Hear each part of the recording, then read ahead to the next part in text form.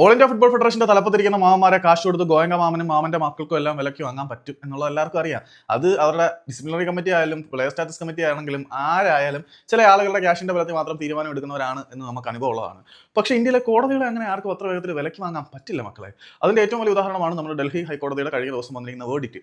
Player status കമ്മിറ്റിയുടെ ഉത്തരവിനെ വിലക്കിക്കൊണ്ട് അതിനൊരു സ്റ്റേ ഏർപ്പെടുത്താനാണ് നമ്മുടെ ഡൽഹി ഹൈക്കോടതിയുടെ തീരുമാനം. അതുകൊണ്ട് തന്നെ അദ്ദേഹത്തിന്, അതായത് നമ്മുടെ അൻവർ അലിക്ക് മോഹൻ ബഗാൻ സൂപ്പർ ജയൻസിൽ നിന്നും ഈസ്റ്റ് ബംഗാളിലേക്ക് വന്നതിന്റെ no objection certificate player status കമ്മിറ്റിയുടെ കയ്യിൽ നിന്ന് കിട്ടിയിട്ടില്ലായിരുന്നു. അത് ഇഷ്യൂ ചെയ്യണം എന്നുള്ള ഉത്തരവ് ആരുടെ ഭാഗത്തുനിന്ന് ഉണ്ടായിട്ടുണ്ട്? ഡൽഹി ഹൈക്കോടതിയുടെ ഭാഗത്തുനിന്ന് ഉണ്ടായിട്ടുണ്ട്. അതനുസരിച്ച് നേരത്തെയുള്ള പ്ലെയർ സ്റ്റാറ്റസ് കമ്മിറ്റിയുടെ അൻവർ അലിക്ക് മേലെയുള്ള എല്ലാ ശിക്ഷണ നടപടികളും തൽക്കാലത്തേക്ക് നിർത്തിവെക്കാനാണ് തീരുമാനം. അതനുസരിച്ച് നമ്മുടെ അൻവർ അലിക്ക് അടുത്ത കൊൽക്കത്ത ഡെർബി കളിക്കാൻ പറ്റും 19-ാം തീയതി നടക്കുന്നത്.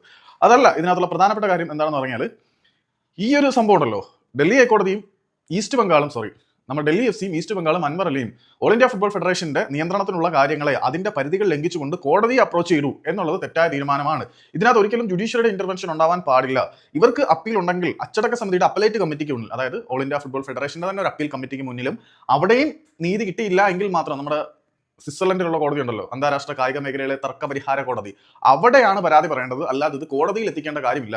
അതായത് ഒരു ഫുട്ബോൾ ഫെഡറേഷനുള്ളിലെ പ്രശ്നങ്ങൾ കോടതിയിലേക്ക് എത്തിച്ചത് നിലവിലുള്ള ചട്ടങ്ങളുടെ ലംഘനമായതുകൊണ്ട് തന്നെ ഈസ്റ്റ് ബംഗാളിനും അൻവർ അലിക്കും വിലക്ക് ഏർപ്പെടുത്തണം എന്നുള്ള ഒരാവശ്യം മോഹൻ ബഗാന്റെ ഭാഗത്തു നിന്ന് ഉണ്ടാവുന്നുണ്ട്. പക്ഷേ കോടതി അൻവർ അലിയുടെ കാര്യത്തിൽ ഓൾ ഇന്ത്യ ഫുട്ബോൾ ഫെഡറേഷൻ എടുത്തിരിക്കുന്ന തീരുമാനങ്ങൾ പ്രോപ്പറായിട്ടുള്ള ബാക്ക്ഗ്രൗണ്ട് സ്റ്റഡി നടത്താതെ ഒരു വശം മാത്രം കേട്ടുകൊണ്ടുള്ള നിയമ നടപടിയിലേക്കാണ് ഓൾ ഇന്ത്യ ഫുട്ബോൾ ഫെഡറേഷൻ നീങ്ങിയത്, അല്ലെങ്കിൽ പ്ലെയർ സ്റ്റാറ്റസ് കമ്മിറ്റി നീങ്ങിയത് എന്നാണ് കോടതിയുടെ നിരീക്ഷണം.